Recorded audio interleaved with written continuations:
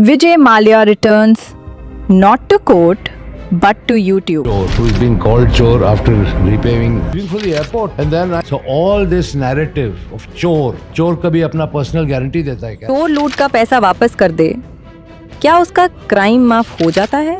Fast forward to 2025। Podcast में माल्या बोलता है, मैं अरुण जेटली को बता कर गया था Geneva. That's not a defense, that's an admission। का तभी बाकी है। आप हमारे अगले एपिसोड का इंतज़ार ज़रूर करें, क्योंकि हम मज़ीद नकाब उठाएंगे उन सच्चाइयों से जो आज तक छुपाई गई हैं। Vijay Mallya returns not to court but to YouTube. I'm probably the only Chor who's been called Chor after repaving 2.5 times. हाँ, सही सुना आपने। 9 साल बाद माल्या इंडिया नहीं आया, लेकिन एक 4 घंटे लंबी पॉडकास्ट रिकॉर्डिंग में ज़रूर आया।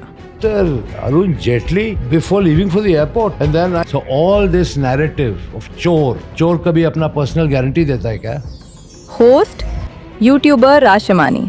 थंबनेल पे लिखा था, I am not a चोर। Yeah, but I'm probably the only Chor who's been called Chor after repaving 2.5. Mallya बोलता है, मैं पहला ऐसा चोर हूँ जिसके एसेट्स फ्रीज भी किए गए और फिर भी चोर बोला जा रहा है। मैंने तो 2.5x पैसा वापस दिया। But here's the logic flip. अगर चोर लूट का पैसा वापस कर दे, क्या उसका क्राइम माफ हो जाता है? तो हर्षद मेहता, नीरव मोदी, मेहुल चोकसी सब साफ हैं। 28 फेब 2016 SBI के सीनियर ऑफिशियल्स मिलते हैं एडवोकेट दुष्यंत दवे से। वार्निंग क्लियर थी, Mallya will run, file the case now. 29 Feb case file होना था, SBI डिडंट शो अप।